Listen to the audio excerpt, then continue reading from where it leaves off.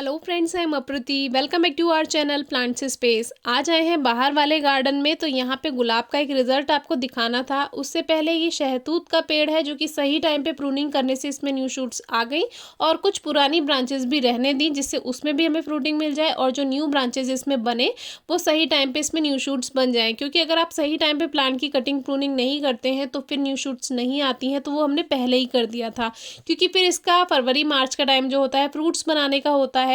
तो अभी क्या है, हम बाहर गार्डन में आए थे तो मेरी नज़र गुलाब के पौधे पे पड़ी जो कि पापा ने ग्रो किया हुआ था। मुझे नहीं पता कब ग्रो किया था, फिर मैंने उनसे पूछा तो उन्होंने मुझे बताया कि ये उन्होंने सितंबर लास्ट में ग्रो किया था। और हम आपसे कहते ही हैं कि गुलाब को उगाने का जो सही समय है वो लगभग सितंबर लास्ट से लेकर फरवरी तक का है। बहुत अच्छा समय होता है और इसमें बहुत अच्छी ग्रोथ हो जाती है जब आप कटिंग ग्रो करते हैं। तो ये कटिंग्स पापा ने ग्रो की हैं और देखिए इनमें सितंबर लास्ट में इनको ग्रो किया था और लगभग अब इसमें 1 महीने से थोड़ा सा ज़्यादा हो गया है। इसमें कलियां भी बनने लगी हैं और ये कोई फेक रिजल्ट नहीं है, ना ही इसमें कोई केमिकल यूज़ किया गया है। आप पुरानी वीडियोस देख सकते हैं, ये जगह हमने आपको पहले भी दिखाई है।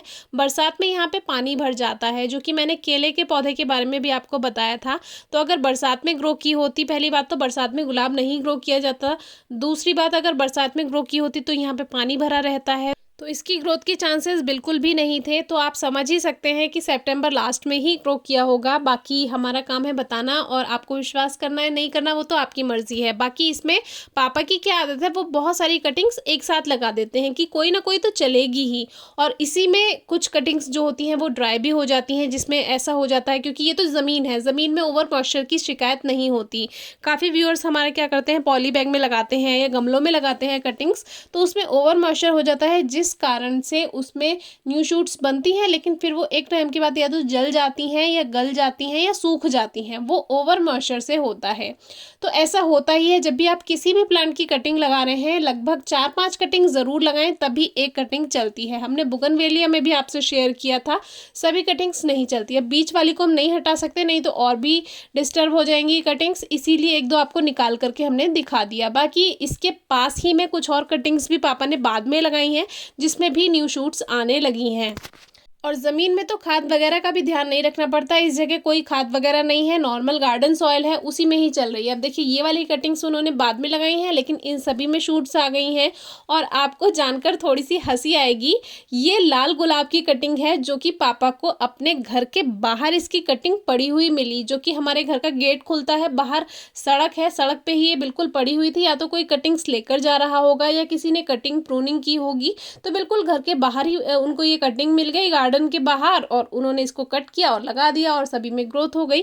तो मिल जाएंगे ना फ्री के प्लांट्स। तो इस तरह का बिल्कुल बिना मेहनत किए प्लांट्स अगर आप लगाना चाहते हैं तो ज़मीन में प्लांट्स ज़रूर लगाएं। बाद में जब चल जाते हैं, जैसे कि अभी इसको सितंबर लास्ट में लगाया था, अगर मुझे इसको पॉट में लगाना है तो मैं लगभग इसको नवंबर में निकाल सकती हूँ।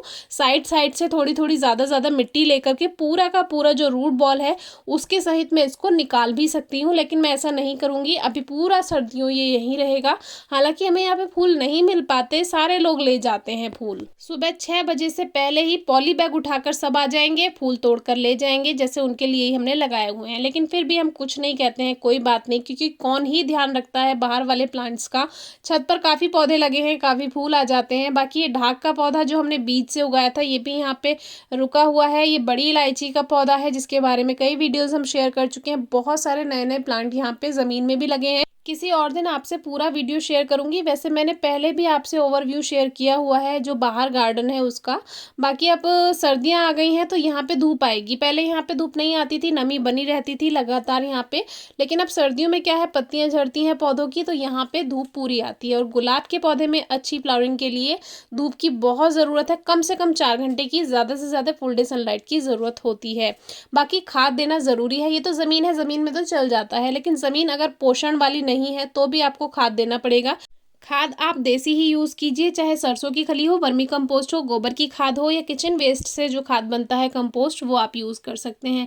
बहुत से लोगों को तभी अच्छी लगती हैं वीडियोस जब बड़े बड़े खाद के नाम बताए जाएं। तो ऐसा नहीं है, आप बहुत कम दाम में और फ्री में भी गार्डनिंग कर सकते हैं। बहुत आसानी से ये खाद मिल जाएंगे आपको, इनका ही यूज़ आप कीजिए, आपके गार्डन में बहुत अच्छा रिजल्ट मिलेगा। कमी आपको तब होती है जब आप प्लांट्स का ध्यान सही से नहीं रखते, मिट्टी में ज़्यादा नमी हो जाती है। तब प्लांट्स बेकार होते हैं और तब कितना भी खाद दीजिए कोई काम नहीं करता है। मिट्टी में हल्की नमी बनाकर रखें, कम से कम 4 घंटे की, ज़्यादा से ज़्यादा फुल डे सनलाइट, और लगभग 20-25 दिन में एक बार खाद ज़रूर दीजिए। फिर भी अगर कुछ समझ नहीं आता तो आप कभी भी पूछ सकते हैं, कोई क्वेरी हो ज़रूर पूछिएगा। Thank you.